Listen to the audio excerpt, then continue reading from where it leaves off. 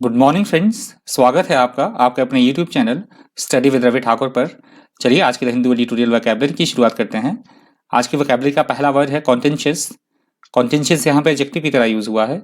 इसका मतलब होता है ऐसी कोई बात या ऐसी कोई घटना, ऐसी कोई स्थिति जो विवादों से भरी हुई हो, विवादपूर्ण हो, विवादास्पद हो, उसको बोला जाता है कॉन्टेंशियस। A contentious issue causes a lot of disagreement or arguments. That is called contentious. अगला शब्द है afflicted. afflicted यहाँ पे वर्ब की तरह यूज हुआ है। इसका मतलब होता है किसी को दुख देना, उसको सताना अथवा उसको पीड़ित करना। इन चीजों को बोला जाता है afflicted. If you are afflicted by pain, illness or disaster, it affects you badly and makes you suffer. That is called afflicted. अगला शब्द है डाइवर्जेंट। डाइवर्जेंट यहाँ पे एडजेक्टिव की तरह यूज हुआ है। इसका मतलब होता है बिल्कुल अलग होना, एक चीज किसी दूसरी वस्तु से बिल्कुल एकदम अलग हो, बिल्कुल भिन्न हो, उनमें कोई भी समानता ना हो, तो ऐसी वस्तु को बोला जाता है divergent. Divergent things are different from each other. अगला शब्द है पैराडाइम। पैराडाइम यहाँ पे नाउन की तरह यूज हुआ है। इसका मतलब होता है किसी घटना का या किसी भी बात का एक आदर्श उदाहरण होना, एक मिसाल होना, उसको बोला जाता है पैराडाइम।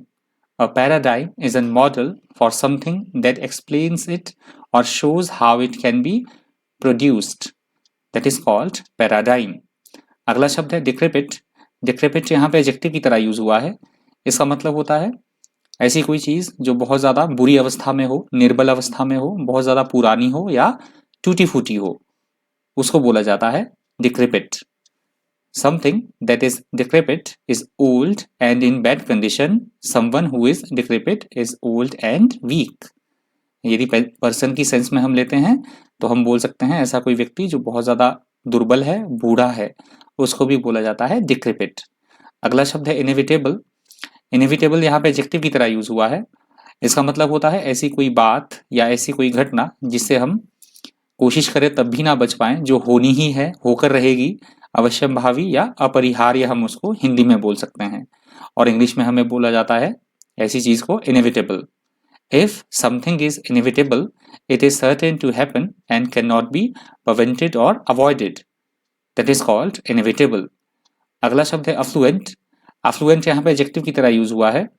इसका मतलब होता है ऐसे लोगों से जो बहुत ज्यादा अमीर होते हैं, धनवान होते हैं, सुख समृद्धि जिनके पास होती है, उनको बोला जाता है affluent. If you are affluent, you have lot of money, तो उनको बोला जाता है अफ्लुएंट। अगला शब्द है इम्पेरेटिव। इम्पेरेटिव यहाँ पे एडजेक्टिव की तरह यूज हुआ है। इसका मतलब होता है ऐसी कोई बात या ऐसा कोई काम जो बहुत ज्यादा आवश्यक हो, अनिवार्य हो, अत्यावश्यक हो, बहुत ज्यादा इंपॉर्टेंट हो, तो उसको बोला जाता है इंग्लिश में imperative. If it is imperative that something be done, that thing is extremely important and must be done. That is called imperative. अगला शब्द है टोकेनिज्म। टोकेनिज्म यहाँ पे नाउन की तरह यूज हुआ है।